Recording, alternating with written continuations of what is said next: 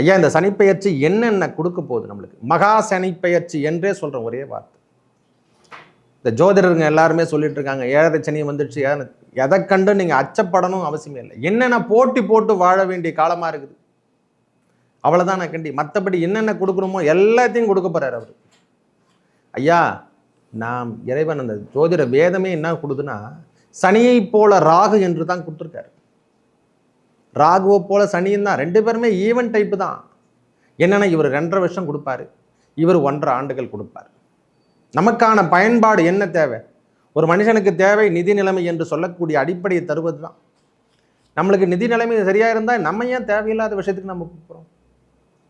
மனிதனின் முன்னேற்ற பாதைக்கு வழிநடத்தி செல்லுமா இந்த சனிப்பெயர்ச்சி? கண்டிப்பாக வழிநடத்தி செல்லும்.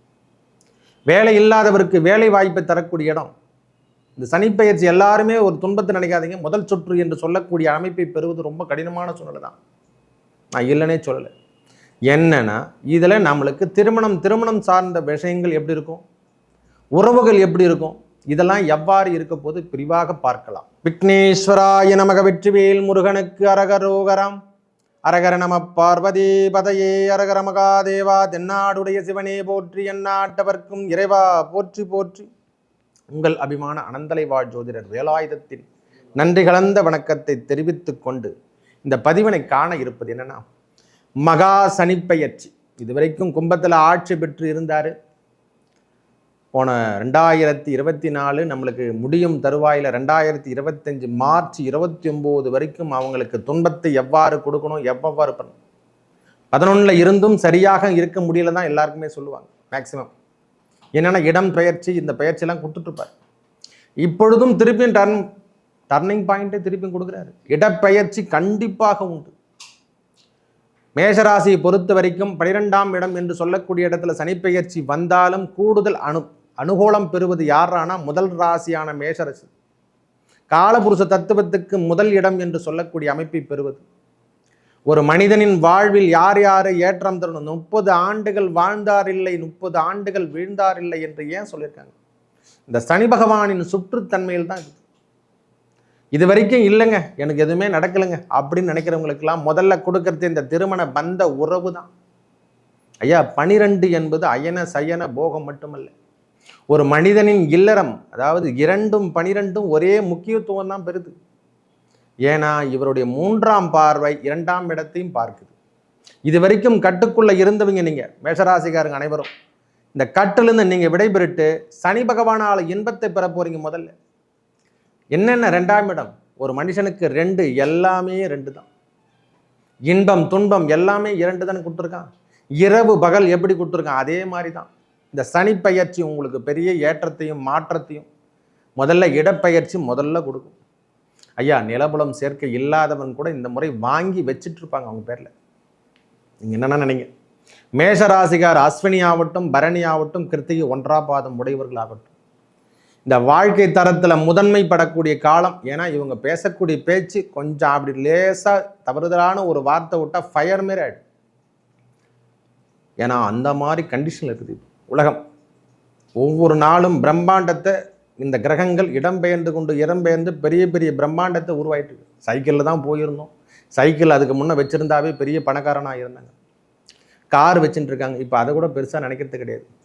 வேறு என்ன லெவலில் போனால் இவங்க பெரிய லெவலில் நினைப்பாங்க தெரியல. ஏன்னா அந்தளவுக்கு பிரம்மாண்டத்தை உருவாக்கிடுச்சு.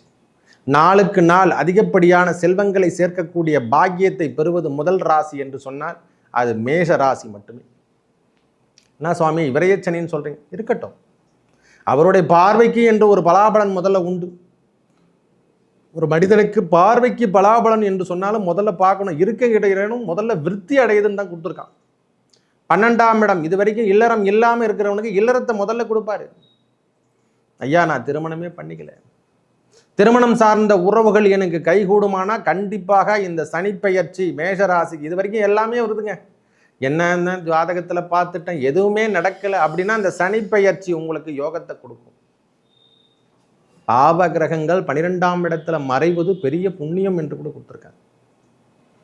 ஐயா முதல்ல கிடைக்கிறது நம்மளுக்கு இந்த திருமண பந்த உறவுகள் நம்மளுக்கு மேம்பட போகுது. ஒரு மனிதனின் திருமண உறவு தான் ரொம்ப முக்கியம்.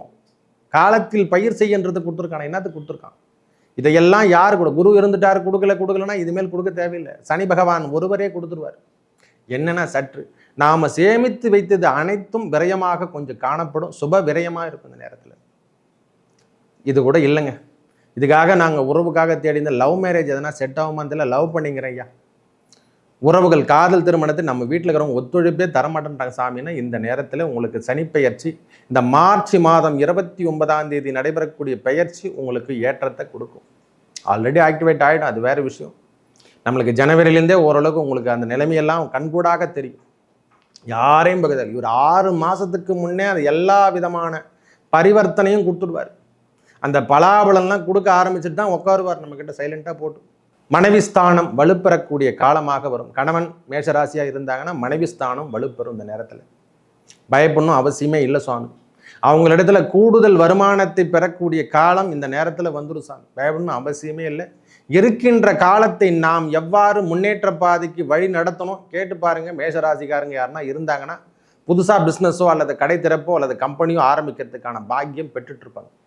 இதெல்லாம் எப்படி நடக்குது, அவங்க சிந்தனைக்கு இதெல்லாம் எப்படி வந்தது, ஏன் என்ன பண்ணுறோம், நம்ம எதனால் இந்த வேலை செஞ்சுட்ருக்கோம், நம்மக்கிட்ட பணம் இல்லை. லோன் கூட நீங்கள் அப்ளை பண்ணியிருந்தால் எல்லாமே கவர்மெண்ட்டு முதல் கொண்டு அரசாங்க தரப்பில் இருக்கக்கூடிய வேலைகள் அனைத்தும் நிறைவேற்றப்படும். டக்கு டக்கு டக்கு டக்குன்னு உங்களுக்கு என்னென்ன தேவையோ எல்லாத்தையுமே கொடுக்கறதுக்கு ரெடி ஆகிடும். கடன் ஆகிடும். கடன்லாம் அப்பாற்பட்ட விஷயம். ஏன்னா மற்ற கிரகங்களுடைய வலிமையை நாம் பார்த்து தான் இதெல்லாம் பலாபலனே குறிட்டு. ஒரு மனிதன் வாழ்வில் நான் ஜாதகத்தை முதல்ல எடுத்தேன்னா என்ன பார்ப்பேன்னா, அவருக்கு சனி பகவான் என்ன லெவலில் இருக்காருன்னு பார்ப்பேன். நல்ல லெவலில் இருந்து அல்லது நீச்சகத்தில் இருக்காரா, நீச்சபங்க ராஜயோகம் ஏற்பட்டிருந்தா, இல்லை கிரகங்கள் கேந்திரம் பெற்றுக்குதான்னு பார்ப்பேன்.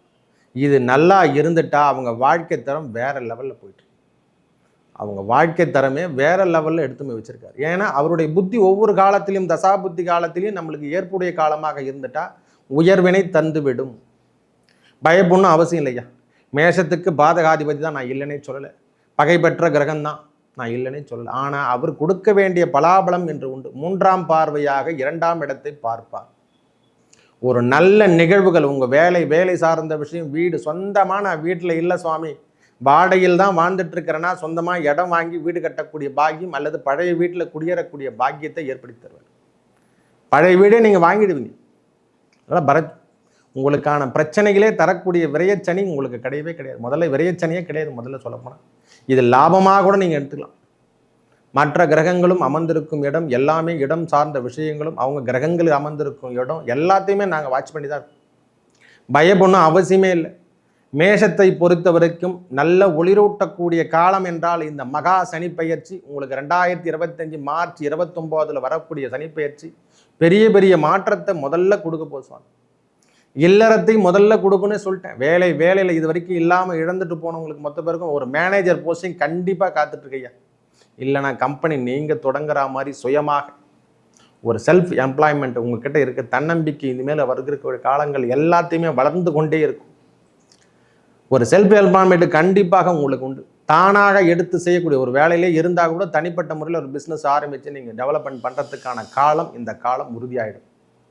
ஜனவரியிலேருந்தே பார்க்கலாம். ஏன்னா இப்போ கூட நம்ம சொல்கிறோம் இல்லை, இந்த நேரத்தில் கூட உறுதியாகிட்டு வரலாம். மற்றும் திருமணம் சார்ந்த உறவுகளில் இருந்து வந்த பிரச்சனை அனைத்தும் விலகும்.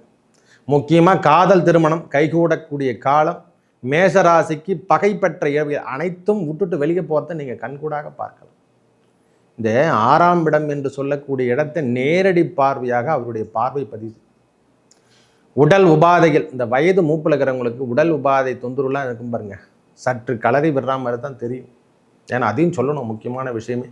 ஏன்னா நாம் எல்லாருக்கும் நல்லதை மட்டுமே சொல்லிட்டா மட்டும் போதும். சற்று இந்த மார்ச் 29க்கு அப்புறம் உடல் உபாதைகள் அதிகப்படியான வயது மூப்பில் இருக்கிறவங்களுக்கு உடல் உபாதைகள்லாம் இருக்கும் சுவாமி. சற்று கலரி தான் விடும். நான் தப்பாக நினைக்காதீங்க. அவங்க உடல் நலத்தில் சற்று அக்கறை எடுத்துக்கொள்ளக்கூடிய காலமாகவும் இந்த காலம் இருக்குது சுவாமி. நம்ம யாராலையும் எதுவும் மாற்ற முடியாது, அது வேறு விஷயம். இருந்தாலும் அந்த வார்த்தைக்கு அனுபவங்களை சொல்கிறேன். இந்த ஒரு ஜோதிடம் சார்ந்த விஷயத்தில் கொடுக்கக்கூடிய கருத்துக்கள் எல்லாமே நாங்கள் கொடுக்கறது கோச்சார ரீதியாக வரக்கூடிய பலாபலங்கள். அவரவர் தசாபுத்தி நன்றாக இருந்தால், மேஷராசியை பொறுத்த வரைக்கும் நன்றாக இருந்தாலே பிரச்சனை தரக்கூடிய விஷயங்கள் எதுவும் நடக்காது. பெரிய மேன்மையை எடுத்து சொல்லும். முதல் சுற்று என்று சொல்லக்கூடிய அமைப்பில் இருக்கிறவங்களுக்கெல்லாம் திருமணம் சார்ந்த உறவுகள் கைகூடிவிடும். 2வது சுற்றில் இருக்கிறவங்களுக்கெல்லாம் பெரிய முன்னேற்றத்தை தந்தருளும். ஒரு பெரிய மேனேஜ்மெண்ட் ஒர்க்கோ அல்லது பெரிய கம்பெனியில் நீங்கள் எடுத்து ஒரு ஒர்க்கு என்னென்னா கடுமையாக இருக்கும். அந்த ஒர்க்கில் நீங்கள் பெரிய லெவலில் வருவதை கண்கூடாக பார்க்கலாம். ஐயா முதல்ல 10 கடந்தால் தான் 12க்கு வர முடியும். 10 கடக்கணும், அப்போ தான் 11க்கு வர முடியும். 11 கடந்தால் தான் 12க்கு வர முடியும். 12க்கே வந்துட்டார். உங்களுக்கு என்னென்ன தரணுமோ எல்லாத்தையும் கொடுக்கறதுக்கு வந்துட்டார். காலபுருஷ தத்துவத்தில் 12ஆம் இடத்துக்கு அமரக்கூடிய ராசியில் உங்கள் சனி பகவான் அமர்ந்து பெரிய யோகத்தை கொடுக்கின்ற காலமாகும். அதுவும் இல்லாமல் பாவ கிரகங்கள் 12ஆம் இடத்துல மறைவது ஒரு பெரிய மேன்மை என்று கூட கொடுத்துருக்காங்க ஐயா. அதனால் உங்களுக்கு பிரச்சனை இல்லை. மேஷத்தை பொறுத்த வரைக்கும் உறுதிப்படுத்து வாழ்க்கை என்று சொல்கிற மாதிரி இது வரைக்கும் அங்கீகாரம் பெறாதவர்கள் இனிமேல் அங்கீகாரம் பெறுவார்கள். வாழ்க்கையில் முன்னேற்றம் தரவாதவர்கள் இனிமேல் சனிப்பெயர்ச்சியால் பெரிய முன்னேற்ற பாதையும் இறைவனே தானாக வந்து வகுத்தளிக்கிற மாதிரி எல்லா ஏற்றத்தையும் கொடுக்கின்ற பாக்கியம் பெறப்போகிறார். வாழ்க்கை முறை ஒவ்வொன்று நாளும் உயர்ந்து காணக்கூடிய காலமாக மேஷராசிக்கு இருக்க போது இந்த கோர்ட்டு கேஸ் வம்பு வழக்குகள் ஏதேனும் இருந்தால் அதில் சற்று தளர்வோடு இருக்கக்கூடிய காலத்தை பயன்படுத்தி கொள்ளுங்கள். இந்த நேரத்தில் அந்த பிரச்சனைலாம் எடுக்காதீங்க. மற்றும் இது வரைக்கும் சொந்த வீட்டில் பாகப்பிரிவினை பண்ணாமல் இருந்தால் மேஷராசிக்கு பொறுத்த வரைக்கும் இனிமேல் பாகப்பிரிவினை பண்ணக்கூடிய பாக்கியம் பெறப்போகிறோம். அந்த நல்லதே நடக்கணும்னா வெற்றிவேல் முருகனுக்கு திருத்தணிகை சென்று வர இந்த சனிப்பெயர்ச்சி பெரிய முன்னேற்றத்தை கொடுக்கும், பெரிய பாக்கியத்தை கொடுக்கும். திருச்செந்தூர் சென்று வரும். உங்களுக்கு மேஷராசியை பொறுத்த வரைக்கும் திருத்தணிகையும் திருச்செந்தூரும் பெரிய முன்னேற்ற பாதையும் தந்திரக்கூடிய காலமாக அமையப் போகிறது. வருகின்ற காலங்கள் இந்த 2025 நடைபெறக்கூடிய சனிப்பெயர்ச்சி மகா சனிப்பெயர்ச்சியாக மாறி பெரிய மாற்றத்தை கொடுக்கும். நல்லதே நடக்கும். நன்றி, வணக்கம்.